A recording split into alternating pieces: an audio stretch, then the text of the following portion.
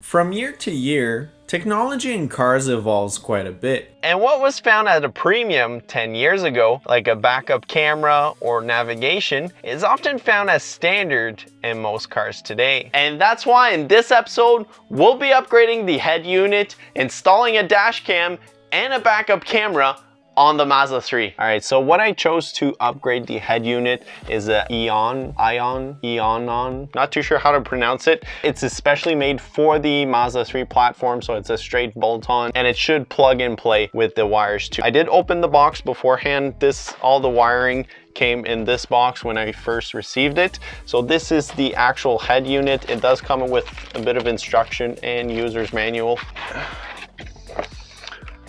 So this is the one I personally chose. You have two options. You could grab one with a bigger screen that doesn't have the knob, but I really wanted to get the knob to adjust the volume and tune the stereo. So I was willing to get a smaller screen for that. It's very similar to the OEM system that comes in the Mazda 3 GT. Now for the actual wiring, so it does come with a backup camera and a dash cam. This is the dash cam. It seems like it comes with the wiring for that too, that plugs in the head unit. Technically with the purchase of the head unit, you get 3 gifts from the company. I say gifts, but like it's included with the package. So you get a OBD2 adapter, you get the dash cam, and you get the backup camera. There is a trim removal tool that comes in the package. Again, more wiring. So it does come with some brackets to mount the head unit system in the Mazda 3. This is the backup camera. But it seems like a decent backup camera, 360,000 pixels. High definition waterproof backup camera, universal rear view camera. So that'll be interesting to see how it installs. And finally, for the whole harness that bolts into the car. So this should be just directly plug and play. This bolts up to the sound system that's already in the car, and then just plugs into the head unit. From the factory, this has 32 gigs of hard drive in the system. And then on the system itself, it shows a diagram on what plugs into what essentially. And then you have a whole bunch of plugs in the back. It looks like a pretty decent unit, honestly, for the cost and the amount. And on top of that, it's a plug and play unit. So let's jump right into it and install it in the car. Drowning in the lost emotion, crying like some kind of ocean from my eyes. But I got up out of the hopeless. Yeah, I got over you last night. Wasn't it easy to believe I would be broken forever? Thought I would never see the light. You didn't need me, so I went looking for somebody better. Thought I'd be sadder, but I'm fine. Washing my tears away, I watch my heartbreak go down the drain. My heartbreak go down the drain.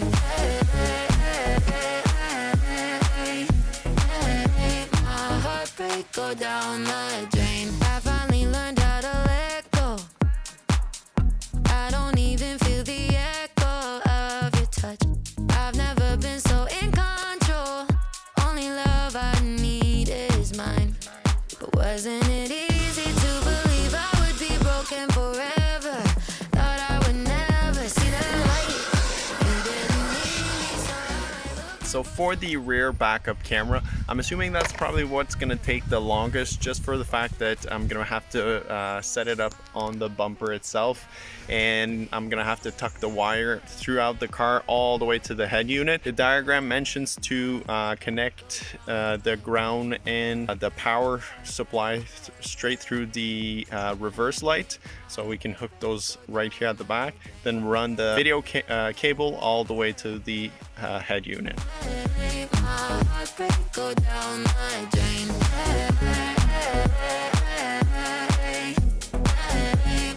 heartbreak go down the drain. Isn't it easy to believe that I would miss you forever?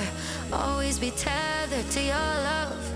Grass isn't greener on your side. You're wishing we were together, but I'm not.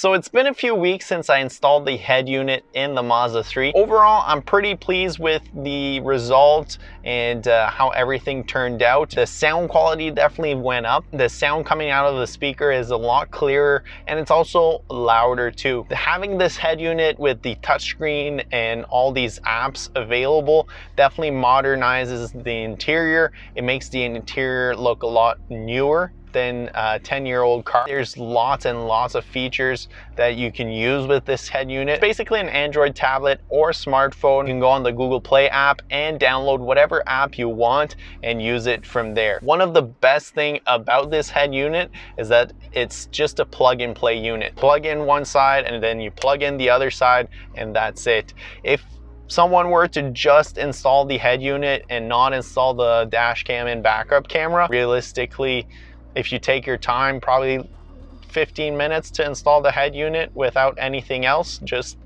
plug and play in the vehicle. It's a very easy, very simple way, simple head unit to install.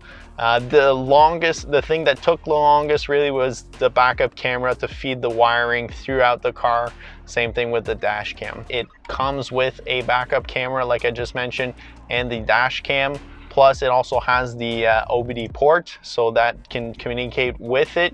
It comes already pre-installed with the Torque app, so that gives you lots of data on what's going on in the car. You can customize the Torque app too, and to have different information of the vehicle, what kind of load, what's the coolant temperature, because this is for standard, the Mazda 3 doesn't have a coolant temp. It just has that blue light that goes away. So now you can have your coolant temp, throttle, intake, fuel pressure. Another neat thing with this, it's essentially like a cell phone in the sense that you can put a SIM card in the head unit if you wanted to add data constantly.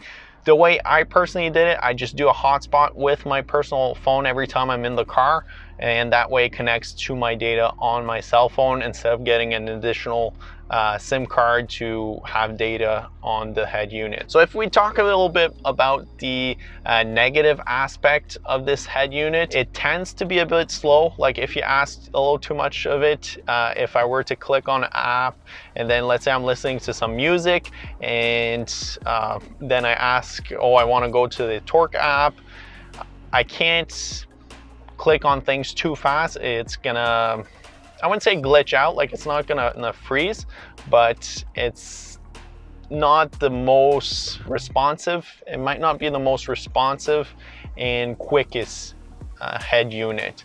Like if I compare it to just my phone's a lot faster to go through the app.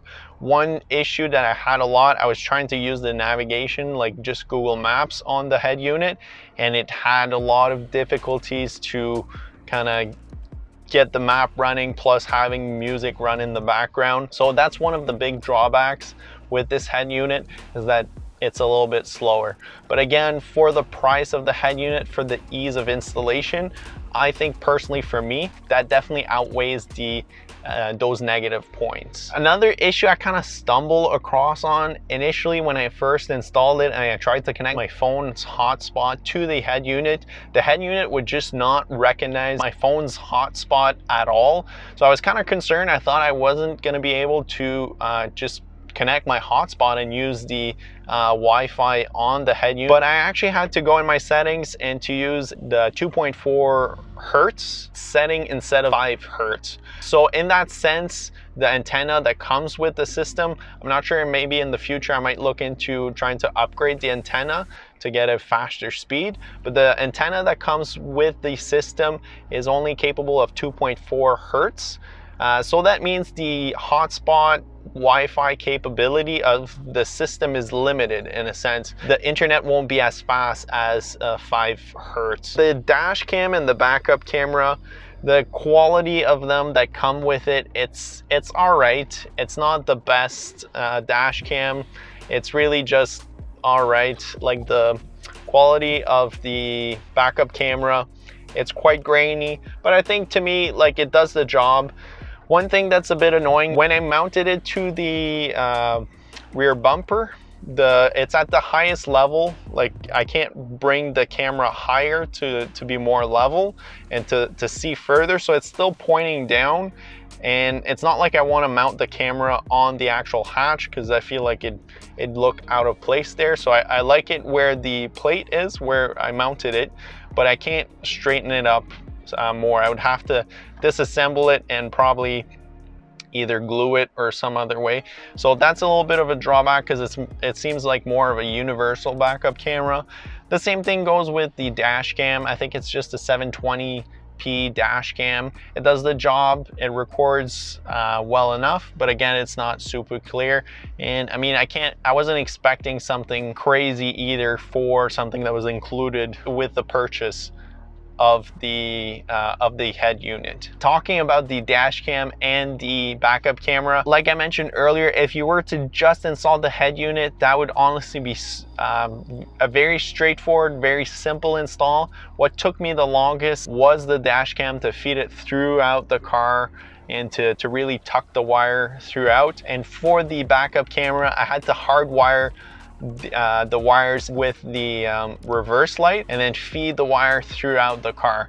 So that was the most time consuming, just to remove all the trim from the trunk, to feed the backup camera in the trunk. But again, those are all little things that I can definitely live with, especially for the cost of the head unit. I personally paid I think around $300 Canadian when the head unit came on sale, 40 or 50% off. And they have, I've seen on their website quite a few times, they have either discount for different holidays or different events going on. So they have discount quite regularly. And another thing I gotta mention, the shipping was quite quick too, starting from Hong Kong to my door within a week or so. It really looks OEM. That's one thing I love about this head unit. It doesn't look like you installed the head unit, but it looks like it was meant for the car, and that was one thing I was looking for. So I'm really happy on how the head unit turned out. If you guys have any questions concerning the head unit, just let me know in the comments below, and we'll see you guys next time. Thanks for watching.